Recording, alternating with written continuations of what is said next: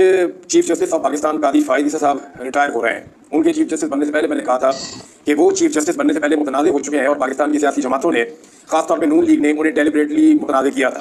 लेकिन कादी फायद ईसा साहब का जो दौर था वो अदलिया की तारीख के स्याह-तरीन दौर के तौर पर याद रखा जाएगा। ये बात मैं नहीं कह रहा, आज ये बात पाकिस्तान के तमाम सहाफ़ी कह रहे हैं, तमाम वकला कह रहे हैं, बहुत बड़ी तादाद में पाकिस्तानियों में। अगर आप कहीं पर भी एक सर्वे में करवाऊंगा, कल के वीलॉग में आपको बताऊंगा कि जो शाम वाला वीलॉग आएगा उसमें आपको बताऊंगा कि पाकिस्तान के लोगों ने इस पर क्या राय दी है।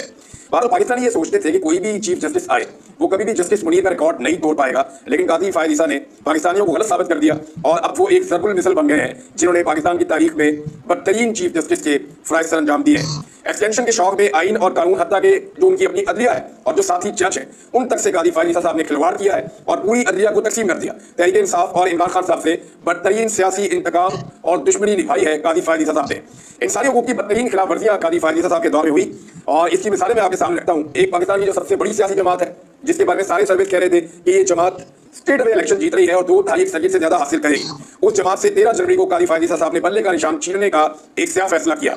फिर कादी फायद ईसा साहब के दौर में इदारों ने पाकिस्तान की सियासत में बदतरीन मुखालफत की, बदतरीन मुदाखलत की, सियासी जमात की मुखालफत की, ये सारा कुछ किया। तारीख के मुतनाज़ तरीन इंतखाबात जो हुए वो कादी फायद ईसा साहब के दौर में हुए। यानी कादी फायद ईसा साहब के दौर में जो इंतखाबात हुए ऐसे पाकिस्तान की तारीख में पहले कभी नहीं हुए, इतनी बड़ी धांधली कभी नहीं हुई। यानी जो पाकिस्तान टूट गया था जब 1971 में, तो उन इलेक्शन में भी धांधली ऐसे नहीं हुई थी जैसी धांधली इमरान खान के खिलाफ की गई। बदतरीन धांधली थी, पूरे के पूरे नताइज बदल दिए गए, अवाम ने मैंडेट किसी और को दिया था, हुकूमत किसी और को दे दी गई और ये सारा कुछ कादी फायद ईसा साहब के दौर में हुआ। ये जितना भी 45-47 वाला खेल था ये कादी साहब के दौर में हुआ। चादर और चार दीवारी का तकद्दुस खासतौर पंजाब में, सिंध में, इस्लामाबाद में तारीखी नौयत का ये हुआ है। यानी लोगों के बेडरूमों तक जो है वो सिक्योरिटी फोर्सेस के लोग घुसे, लोगों के घरों को और कीमती सामान को तोड़ा गया। ये सारा कुछ कादी फायद ईसा साहब के दौर में हुआ। हत्ता कि जो अल्लामा इकबाल रहमतुल्लाह अलैह की बहू है उनके घर की भी चादर और चार दीवारी का तकद्दुस पामाल हुआ है और इसके अलावा साबिक वज़ीर आज़म इमरान खान साहब के घर की भी चादर और चार दीवारी का तकद्दुस पामाल किया गया और बेशुमार सैकड़ों मिसालें हैं। ख़वातीन की तारीखी बेहुरमती हुई कादी साहब के दौर में, बहुत सारी ख़वातीन को गिरफ्तार किया गया, तशद्दुद किया गया, सड़कों पर घसीटा गया, आंसू गैस का निशाना बनाया गया और ये सब कुछ ख़वातीन अभी भी हिरासत में है। यानी आप मिसाल ले लें, बुशरा बीबी जो है वो एक दिन पहले रिहा हुई, मैं बताता हूँ उनके बारे में तफसीलात आपको। अभी भी यास्मीन राशिद साहबा जेल में, इमरान खान साहब की 2 बहनें जाली मुकदमे के अंदर जेल में। वीडियो मौजूद है कि एक उधर खड़ी है उधर खड़ी है और 2 लोग खड़े हों तो आप दफा 144 का नफाज ही नहीं कर सकते, लेकिन इसके बावजूद उन्हें पकड़ा गया और वीडियो मौजूद होने के बावजूद उनके पता नहीं कैसे कैसे मुकदमे बना दिए गए, उन्हें दहशतगर्द डिक्लेयर कर दिया गया। और बहुत सारी और खवातीन भी है। मुसर्रत जमशेद चीमा साहबा, मेरी जमशेद इकबाल चीमा साहब से बात हुई, वो कह रही ना उनको दवाइयाँ देने देते, ना उन्हें खाना देने देते, ना उन्हें बच्चों से और फैमिली से मुलाकात करने देते और उनको इबरत का निशान बनाया जा रहा है। जुल्म और फसला ये था ना कि ये दोनों मियां बीवी क्यों इमरान खान के साथ खड़े हैं, तो जो जाकर इमरान खान के साथ खड़ा होता है या वफादारी साबित करता है उसको निशानी इबरत बनाती है ये रियासत। तो इसी तरह मुसर्रत जमशेद इकबाल चीमा साहिबा जो है उनके साथ भी उनको तकलीफ में रखा हुआ है, वो भी जेल में बंद है। इसके अलावा जो है वो लेवल प्लेइंग फील्ड बिल्कुल नहीं मिली पाकिस्तान तहरीक इंसाफ को, लेवल प्लेइंग फील्ड दी नहीं। वहाँ एमकेएम को सपोर्ट किया गया कराची में दबा के, सिंध के अंदर पीपल्स पार्टी को, खैबर पख्तूनख्वा में पूरा जोर लगाया गया बाकी जमातों को देने के लिए, पंजाब के अंदर PMLN को सीटें जो है वो पार्टी की जैसे यूनियाँ बांटते हैं, तो लेवल प्लेइंग फील्ड नहीं। हत्ता कि ये पहली मरतबा हुआ कि कादी फायद ईसा के दौर में जो लोग कागजात नामजदगी जमा करवाने जाते थे नॉमिनेशन पेपर, उनसे नॉमिनेशन पेपर तक छीन लिए जाते थे। इसकी वीडियो चलती थी, लेकिन कादी साहब ने कुछ नहीं किया। एक सियासी जमात ऐसी थी पाकिस्तान तहरीक इंसाफ, ना वो अपना झंडा निकाल सकते थे, ना जुलूस और ना जलसा। ये इलेक्शन हो रहा था पाकिस्तान में जिसको कादी साहब फ्री एंड फेयर इलेक्शन कहते हैं, लेकिन पाकिस्तान की तारीख का मुतनाज़ तरीन इलेक्शन था। कादी साहब के दौर में बच्चों को भी गिरफ्तार किया गया और एक नहीं 2 नहीं बहुत सारे वाक़यात ऐसे हुए कि मासूम बच्चों को पुलिस उठाकर ले गई, उन्हें गिरफ्तार किया और कुछ तो ऐसी रिपोर्टें हैं कि बच्चों पे टॉर्चर करके उनकी माओ को जो है वो वीडियोस दिखाई गई।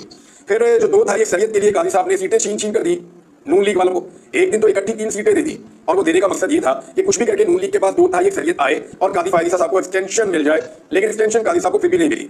मखसूस नशिस्तें जो है वो हारने वाली जमातों को दे दी गई कादी साहब के दौर में और कादी साहब इसके हामी थे कि नहीं जो जीते हैं उनको मखसूस नशिस्तें नहीं देनी, जो हारे हैं ये मखसूस नशिस्तें उनको दें। और कादी साहब के बयान से उनके पूरे टनियोर में ये पता चलता रहा कि उनके अंदर कितना बुग़्ज़ है और कितना गुस्सा है इमरान खान से या उनकी सियासी जमात से।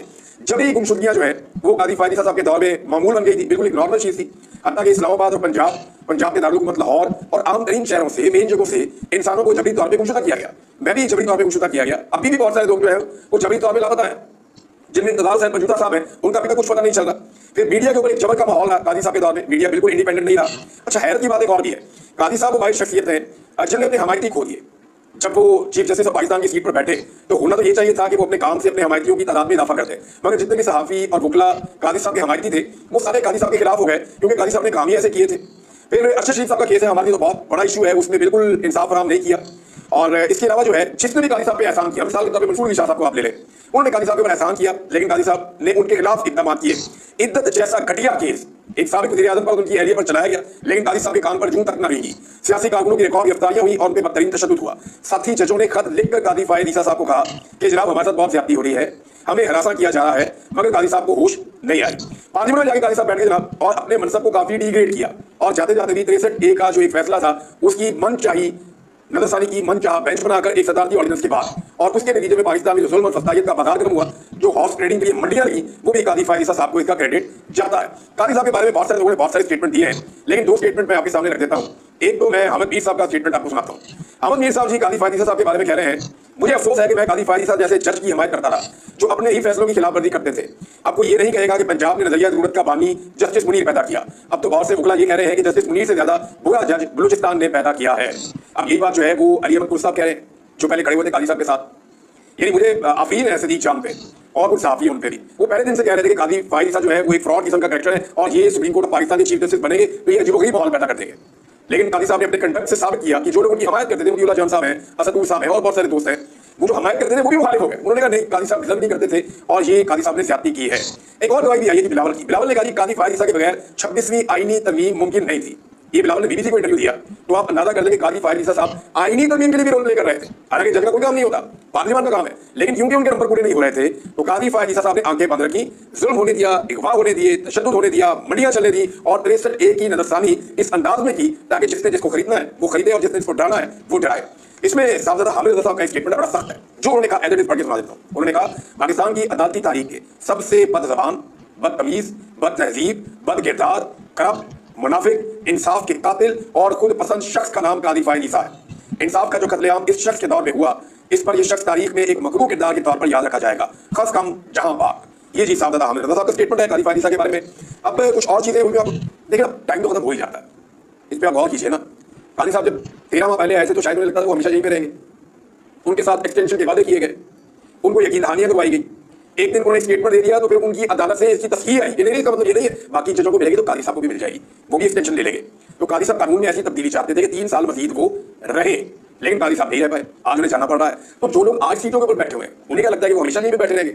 एक दिन की सीट बड़ी बेवफा होती है, आप इस सीट से उतरेंगे और किस्सा पानी ना बच जाएंगे। मुझे अच्छी तरह याद है जनरल बाजवा जब सीट के ऊपर हुआ करते थे, या जनरल मुशर्रफ जब सीट के ऊपर हुआ करते थे, या पहले इफ्तिखार चौधरी साहब जब सीट के ऊपर हुआ करते थे, या वज़ीर आज़म को आप ले लें बहुत सारे, तो उन सबको लगता है कि वो खुदा बन बैठे हैं।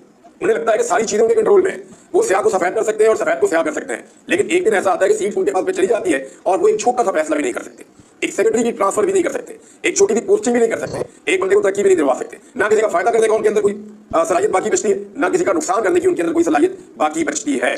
बहरहाल एक दिन तो सबने जाना है। अब देखना यह है कि तारीख के अंदर उनका नाम क्या लिखा जाता है, क्या उनका नाम तारीख के कूड़ादान में जाता है या सुनहरी रूप में लिखा जाता है। ये आपका अपना किरदार इस बात का तयन करता है कि आपने उस सीट पर बैठकर इंसाफ किया या ना इंसाफी की, जाती मफादात देखे या पाकिस्तान के मफादात देखे। भारत अभी तो पाकिस्तान के मफादात तो लोग देखते नहीं है, ज्यादातर अपने मफादात देखते हैं। बुशरा बीबी जो है वो रिहा होने के बाद पेशावर चली गई और उसकी वजह यह है कि पहले उन्हें बनी कला पहुंचाया गया, फिर पाकिस्तान तहरीक इंसाफ की आदत जाकर उनको मिली। तहरीक इंसाफ के लोगों ने इमरान खान साहब का पैगाम पहुंचाया, खासतौर पर जो वकला मिले थे इमरान खान साहब को, उन्होंने कहा जी कि बुशरा बीबी साहब आपके लिए इमरान खान साहब का पैगाम है कि आप पेशावर चली जाए, और ये सेफ्टी के हवाले से कहा गया कि आपको पेशावर जाना चाहिए। इमरान खान साहब की हदायत पे फिर वो पेशावर चली गई, वहां पे उनको अकोमोडेट किया गया है, उनका मेडिकल चेकअप वगैरह भी होगा। लेकिन फैसलवाड़ा वगैरह और कुछ और डाउट्स हैं, वो ये कह रहे हैं कि बुशरा बीबी की डील होगी। लेकिन ये वो लोग हैं जो पहले कहते थे कि बुशरा बीबी जो है वो वादा माफ गवाह बन गई। ये वो लोग हैं जो कहते थे कि बुशरा बीबी को मुकदमा हो गया, अब लग पता जाएगा। तो जब बुशरा बीबी को मुकदमा हुआ तो वो खुद चली गई, जाके उन्होंने कहा कि मुझे गिरफ्तार कर दिया जाए। फिर उन्होंने कहा मैं इमरान खान की कमजोरी नहीं, इमरान खान की ताकत बनूंगी, और उन्हें बात साबित की। अब डील का जो लोग बात कर रहे हैं वो क्यों कर रहे थे? डील की बात को इसलिए कर रहे हैं कि वो इस खानदान से लड़ते लड़ते लड़ते लड़के थक गए और उनके अंदर मजीद लड़ने की ताकत बाकी नहीं है, क्योंकि जिल्लत ही बहुत है इस काम के अंदर कि आप औरतों से लड़ते हैं, आप लोगों को कैदी बनाते हैं, आप लाकानूनियत करते हैं, फसादियत करते हैं, जुल्म और जबर का सहारा लेते हैं, तो इसमें इज्जत तो नहीं मिलती। अब अगर इमरान खान ने डील ही करनी होती तो इलेक्शन से पहले करता, ताकि इलेक्शन में उसकी हुकूमत बने, या वो इलेक्शन हारने के बाद डील कर देता कि ठीक है अब मेरा मोरल डाउन है, मैं डील कर रहा हूँ। या इमरान खान साहब बजट के मौके के ऊपर उनको अपॉर्चुनिटी थी, वो तब डील कर देते। IMF के मुआहदे के ऊपर बड़ा मौका था, वहां डील कर देते। या जब आईनी तरमीम हो रही थी उसमें डील का मौका था, वहां डील कर देते। मैं आपको जिम्मेदारी के साथ कह रहा हूँ कि 2 मुलाकातें इमरान खान साहब से की हैं लोगों ने जाके जेल में। इमरान खान साहब को ऑफर्स दी गई है, उन्हें ऑफर दी गई है। मुझे आज मेरे एक सोर्स ने बताया कि इमरान खान साहब को ये ऑफर दी गई थी जेल के अंदर कि हम आपको फैसिलिटेट करते हैं, आप पाकिस्तान से बाहर जाना चाहते हैं तो अब भी आपके पास ये ऑप्शन मौजूद है, हम आपको जेल के अंदर भी फैसिलिटेट कर सकते हैं, अस्पताल में भी फैसिलिटेट कर सकते हैं, हम आपके साथ टाइमलाइन तय कर सकते हैं कि इतने अरसे में आप बाहर आ जाएंगे, हमारी चंद छोटी छोटी चीजें वो आप मान लें। लेकिन इमरान खान साहब ने किया साफ इनकार। इमरान खान साहब ने कहा मैं यहाँ पढ़ा हूँ ना, यही पढ़ा रहूंगा, 100 साल भी मुझे यहाँ रखोगे मैं यहाँ रहूंगा, लेकिन मैं अपने लोगों के साथ धोखा नहीं करूंगा और मैं कंप्रोमाइज नहीं करूंगा। अब लोगों को अपने आपसे एक सवाल पूछना चाहिए कि जेल में बैठा हुआ एक आदमी आपसे धोखा नहीं कर रहा, तो क्या आप उस आदमी के साथ मुखलिस हैं? क्या उसकी आवाज के ऊपर आप भी उसी शिद्दत से खड़े हैं? या नहीं खड़े। अब जो लोग कहते थे डील होगी तो किस चीज पे इमरान खान ने डील की? आईनी जमीन भी होगी तो अब इमरान खान ने डील कर दी है। अगर इमरान खान ने डील की होती तो अपनी बेगम को बनी गाला या जमान बार भिजवाते कि उनको खतरा ना होता कि दोबारा उनकी बेगम के ऊपर शब खून मार के गिरफ्तार किया जा सकता।